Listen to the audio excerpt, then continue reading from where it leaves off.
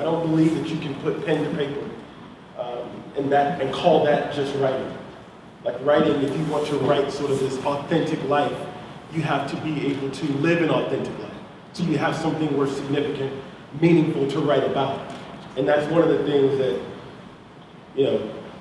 I've seen Tony do forever. From the time, where were we, in a cafe in Cheltenham, Pennsylvania. Yeah. And of course, Meg Medina, where are you? Right here. Jeez. Goodness, I'm sorry. Meg Medina, who is a young adult writer, as you already know. I won't need to go back there, but she's writing about things that are very important for young people to know about, to learn about. And she's writing about it in a way that is entertaining, because you have to know that you can't talk about these sort of heavy topics unless you put it in a way that's palatable, that's acceptable, that connects with young people. And what better way to do that than through poetry? And that's something I learned at the feet of Nikki Giovanni, where she says she never gave me a C. She did? That first year, Jenny? 87 or 88? Really? I didn't get an A.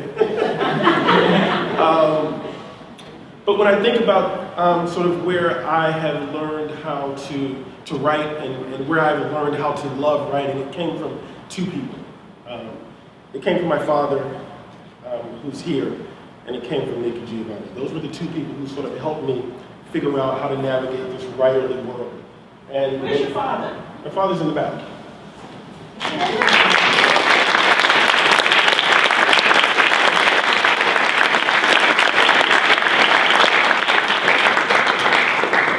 I'll talk a little bit about him in a second, but when I got to Virginia Tech, I had been immersed in language and literature for all of my life, from the time that I was a baby until college age. And so I knew language and literature like the back of my hand. I was very intimate with it, even though I sort of shied away from it and didn't care about it as much as I would later as a result of taking Nikki's class.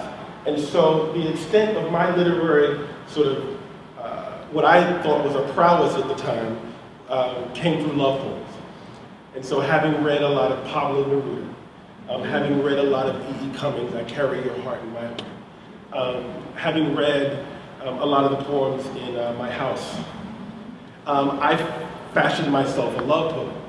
And so on campus one day, there was a young lady that I saw and really wanted to be able to convey to her that I was interested in taking her to lunch at a place called Pizza Inn, which had a $4.99 all-you-can-eat.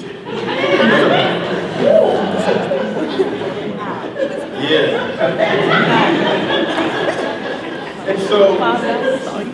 And so sort of the only way that I knew how to do that was by writing poems. And this was before I took Nikki's class. I am not a painter of browns and blues. We get along, but we are not close. I am no Van Gogh, but give me plain paper, a dull pencil, some scotch, and I will hijack your curves. Take your soul hostage, paint a portrait so colorful and delicate, you just may have to cut off my ear. And so when it was announced,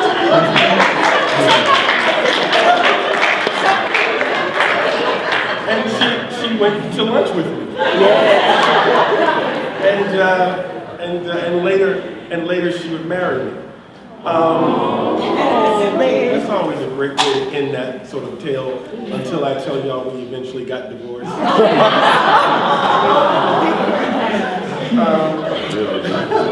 And so I decided to take Nikki's class, and it was advanced poetry.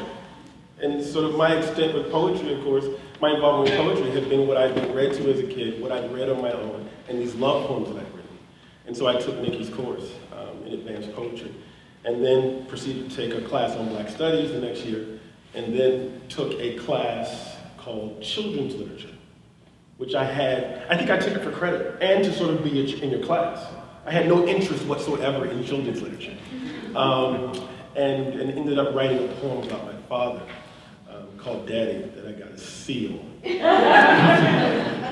But I digress.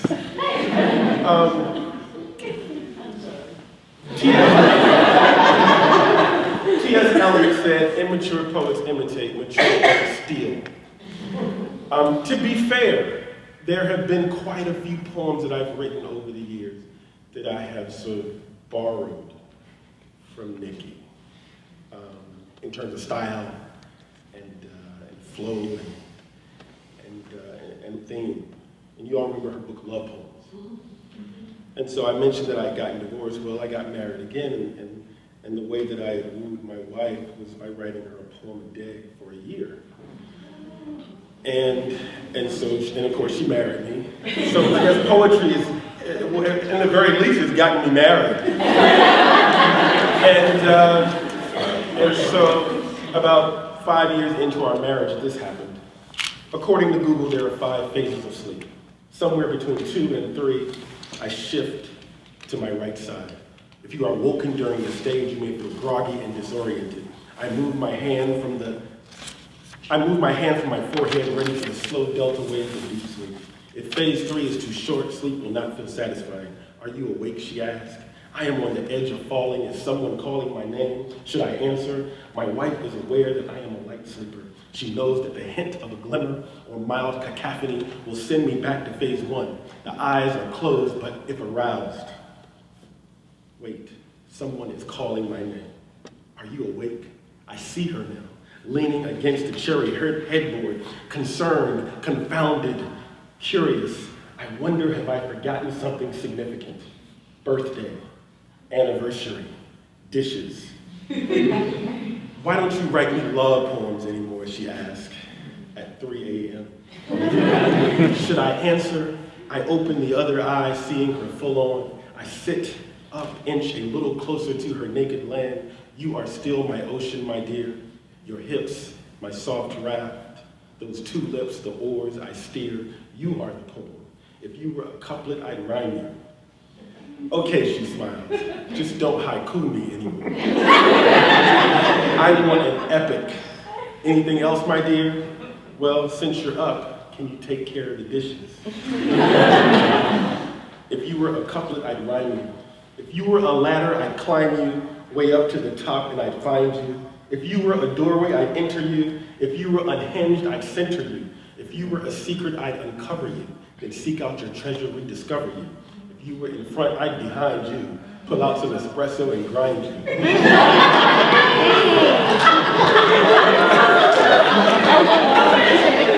I go to elementary schools and middle schools all the time, and I can never read this poem. Let's say you're a bossa, I'd hum you, play you on guitar, and then strum you.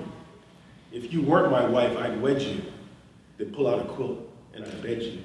But since you're my woman, I'll just love you and kiss that sweet halo above you.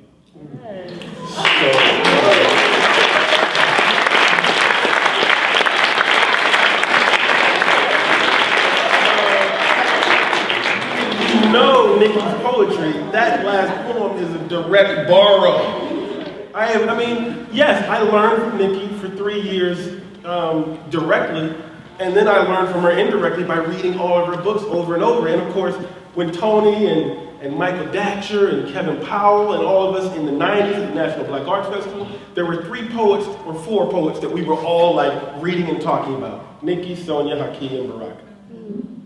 And so their poems influenced, and I borrowed a lot from my professor. And so probably around 1995, there was a poetry cafe in Washington, D.C. on 26th and P Street in Georgetown called It's Your Mug. And at this cafe, every Monday night, Tony Blackman, who is now the U.S. State Department Ambassador for Hip Hop, go figure. She was a co-host, and Tony Asante Lightfoot was the other co-host. And so poets would gather there on Monday nights. And so if you're familiar with sort of poetry in general, black poetry in particular, in terms of the scenes, there are all these cliques. I'm probably not supposed to talk about that. Talk about it. But there are all these cliques. And so you got like Kave Khanum, you got like Dark Room, you got all these different sort of groups. You got West Coast, And so all these poets would come to this place. If people were in town, they'd come here. And so I remember being there one day, and there was a young student from Georgetown University who was reciting a poem. And the poem was offensive, and Nikki used to talk about how poetry can behave or misbehave, okay? And I remember there was a question I said, do you think poetry, is there bad poetry? And she said, well, I don't know if there's bad poetry, but there's poetry that behaves and there's poetry that misbehaves. And so, of course, you have an E.E. Cummings who misbehaves, but you kind of get the impression or the feeling that he knew the rules before he broke them. But then you got poets who don't know the rules, and they break them. And so we're in H. Your Mug, and this poet recites his poem, and it's offensive, and it misbehaves, and it's upsetting to the women in the room. And of course, I come from this tradition of poets who don't just write, they're activists, and so they speak up, not just with their words. And so, in the middle of his poem, I said, cut. Now you can't do that. Tony knows you don't. Right, I know, because there are certain people you know that they're going to sort of be authentic, they're going to be real, and they're going to make sure. I think that's what the Black Arts Movement poets did. I remember Hakeem telling me that once. If we heard a poem that was bad, we called that person out. That's what I remember him telling me. And so I said, cut. And that was unheard of. You don't do that in the middle of, it's disrespectful. And I said, cut. And I said, that's enough. And the room was like, what? What is going on? And so I remember reading an interview with Nikki, the Claudia Tate, Black women writers. And there were Maya Angelou, Alice Walker, June Jordan, and there's an interview with Nikki. And in Nikki's interview, Nikki says, they were asking a question about what about if people don't like what you're reading or what you're saying? And she said, I dance naked on the floor. If you like it, great. If you don't, you can go home. And I always thought that was interesting, that idea of dancing naked on the floor. And in that moment, I said, this can't happen. And so afterwards, several of the poets, Renegade and Kenny Carroll and other poets we all know of, they came up to me and said, yo, you can't do that. And I was like, he has to write a poem that cooks. And they were like, huh? Dancing naked on the floor. Write a poem with tension, like some Baptist church split. Let it walk a tightrope between congregation 1 and congregation 2. Write a poem that finishes school, a magna cum laude poem. Let it be momentous. Learn something meaningful. Share something significant. Write a poem that looks good, not homely or sway back. Give it posture, poise, and profile. Turn our heads when it walks by. Stomp our feet when it smiles. On some superficial level, make us want to marry it. Or at least remember its name the next morning. Write a poem that works. Write a poem that works, has a job and does it promptly, follows rules and responsibilities, gets a raise or at least a head nod. And when it's not feeling well, when your poem ain't feeling well, give it sense enough to call in sick and not waste our time with unmet expectations. Write a poem that has a family, not some single life of solo one-night stands. I mean, your poem should be in a relationship. Let it commit to something. Move beyond soap opera sex. Let it be passionate about something, and if it gets excited, if your poem gets excited, let it be in the privacy of its own beautiful mind, because we can all watch cable at home. Write a poem that travels, gets outside your cramped apartment and travels. Write a poem that travels, leaves all that tired baggage and catches a plane somewhere, takes us on a journey to an imagination spawned not by television and film, but one that has been somewhere we haven't. Write a poem that reads, please. Write a poem that reads more than headlines and sitcom credits, a culture poem. Write a poem that knows how to talk, not some misbehaving foul mouth looking for attention, an eloquent poem. Write a poem that dances wild and free, naked on the floor, a gutsy poem. Write a poem that cooks. I mean, it ain't got to bake a cake, but at least let it know the ingredients. Write a poem that exercises. I mean, cycling is not required, but steps never hurt nobody. Write a poem that runs for office. I mean, get a clue, poets. Write a poem with an inkling of suspicion. I mean, it ain't got to solve a crime, but at least let it offer us a tip. Write a poem that is contagious. Write a poem that is contagious. Let it inspire. Make us want to write a poem about how beautiful and breathtaking and hopeful and tragic life is.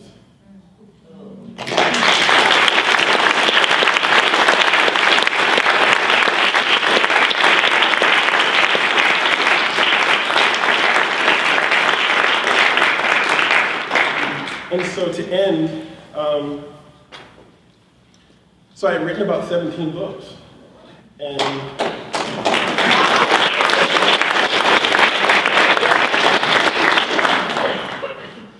then a publisher asked me if I wanted to write for middle school students. And I had never thought of doing that because I was writing love poems and poems for older children, for us. And I said yes, because I love saying yes. And she said, well, send me something you have, and I didn't have nothing. But I was like, yes, I will. And I sort of figured it out because, that's one of the other things about sort of poets writing in the tradition of the Black Arts Movement. We aren't necessarily waiting for things to happen. Because the writing is active. Like the writing is cool, like in your room or in your cafe or at school. But the point of the writing is for the writing to get out and hopefully move something. And shake up something. And so I was like, yeah. And so I went and wrote this novel that I felt was good, that I felt was the best thing I'd ever written. And here's one of the ways I knew it was the best thing I'd ever written. I had written 17 books, and maybe my dad had read some of them. I never heard a whole lot. This book, he called me after he read it and said, I loved it. That's when I knew I got something special. And then I got the book, I got a note from Nikki. And Nikki said, and in the past I had called Nikki, Nikki, can you blurb my book? Can you do this? And Nikki, I'm envious of how well you respond to people. I'm still trying to learn how to do that. And she wrote a letter, I didn't call her, and she said about a paragraph about crossover. And the publisher ended up putting it on the cover, a line of it, bold, explosive, I love the crossover, everyone will. And I said, I think I'm onto something. And the really cool thing about it is that the book had been rejected 22 times. Wow. Because publishers felt like boys wouldn't like poetry. And girls wouldn't like basketball. And basketball and poetry wouldn't go together. And so after 22 rejections, I sort of decided, well, I'm going to do what we do. I'm going to publish the book myself. I think your first book, Nikki, was called Night Comes Softly. Was it Night Comes Softly? It was. Gotcha. Night Comes Softly was a book, was a black cover with black raised lettering that was published by Nick Tom Limited. And I assume that was your company, was self-published. We come from a tradition that we don't sit around and wait for things to happen. We want to make it happen. And so with Nikki, when I was in her class and seeing her speak and she was traveling, and I said, this is what I want to do. Like, I want to be that person who's able to share their poetry around the world and hopefully offer something to people. And so I decided to publish the book myself, and a week later, I get an email saying, I'm hoping Mifflin loves your book and we would be honored to publish it. Where I got this interest in writing that was nurtured in Nikki's class was from my father, who had forced me to read the encyclopedia as a kid. Y'all remember Funk and the Wagnalls that you got from Safeway for free? It was like some kind of awards. I had to read the encyclopedia. I had to read Roll of Thunder, Hear My Cry by Mildred Taylor, and it had this little gold sticker on it that said, Most Distinguished Contribution to American Literature for Children. And I was like, whatever, I'm not reading that. What does that mean? But I read it and I loved it, and I didn't tell him because he had forced me to read it. The new book comes out April the 5th, and it's called Booked. B-O-O-K-E-D, and it's about a soccer player who hates reading. Why couldn't your dad be a musician like Jimmy Leon's dad, or own an oil company like Kobe's? Better yet, why couldn't he be a cool detective driving a sleek silver convertible sports car like Will Smith in Bad Boys? Instead, your dad's a linguistics professor with chronic verbomania, as evidenced by the fact that he actually wrote a dictionary with, get this, footnotes. In the elementary school spelling bee, when you intentionally misspelled heifer, he almost had a cow. I love that line, man. You're the only kid on your block at school in the entire world who lives in a prison of words. He calls it the pursuit of excellence. You call it Shawshank. And even though your mother forbids you to say it, the truth is you hate words. Yeah, it comes up.